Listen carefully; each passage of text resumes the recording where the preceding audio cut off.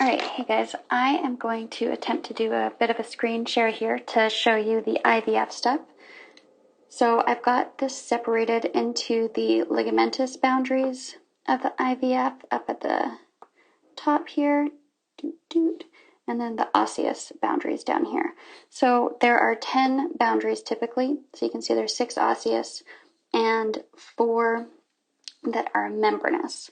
We're going to do an example of C8 because that's a typical one that's given on your first exam, mostly because people get a little bit mixed up with the vertebrae. So the very first thing to do when you're given an IVF problem, I would definitely recommend drawing it out, but if you can just think about it quickly, so you're given the C8 spinal nerve, think about what's above and what's below. That's the place you need to start. All right, so your vertebrae above the C8 nerve, remember that's going to be your cervical chill, so C7. This is going to be the vertebral body of C7.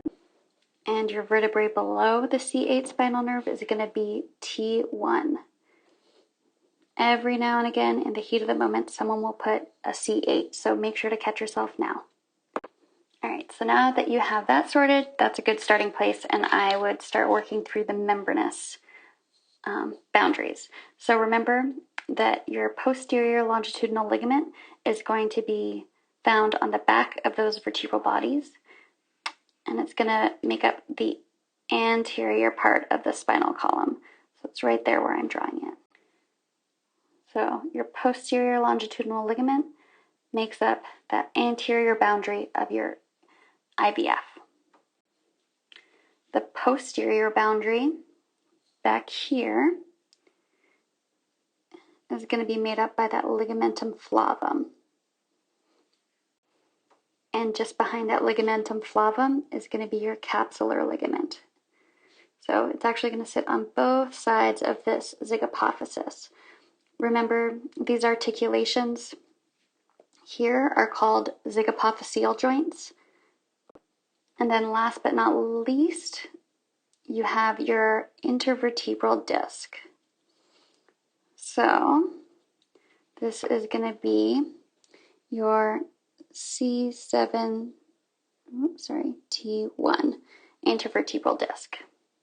So that is all your membranous parts of the IVF that are outlined there. Okay, moving along to complete the osseous boundaries. So you've already gone through and determined what your superior vertebral body and your inferior vertebral body are. So now you just kind of fill in the blanks. So at the top, your superior most boundary is the inferior vertebral notch of the vertebrae above. So that's going to be your C7 inferior vertebral notch.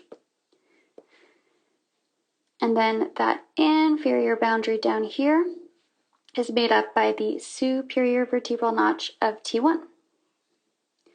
So that's why finding which vertebral bodies make up the boundaries of the IVF is the most important first step to do. Okay, finally, I'll save this one for last just so I can kind of explain this a little bit more. Remember how we talked about the zygapophysis? So when you're talking about pre or post zygapophyseal articulations, you draw a line straight diagonally through that zygapophysis joint. So everything before you hit the line is going to be pre-zygapophysis, and everything after the line is going to be post-zygapophysis. So I'm just going to get rid of that just so that made a little sense. So think of how that line sits. So the pre-zygapophysis before the line is going to be this feature right here. So that's your pre-zygapophysis, and that is your superior articular process of the vertebral body, of the vertebrae below, excuse me. So that's going to be your T1 pre-zygapophysis, or your superior articular process of T1. And then the post-zygapophysis, that's going to be right here. So that's going to be your inferior articular process of the vertebrae above. So hopefully that simplifies things. I would definitely study this C8 and become very familiar with it. Later on, we'll add some more interesting features like once we get into the thoracics with the ribs, how that's going to do. But for your first exam, this is what you need to know. So some typical questions that he might ask would be to list all of the membranous boundaries of the C8 spinal nerve. So that's where you go to this list here, and you list all those out. So the PLL, the leg flav, capsular ligament, and the IVD, make sure to specify which intervertebral disc. So wherever you can be specific, you must be specific. He could also ask you to list all of the osseous features. So that's going to be that whole list. Again, being specific.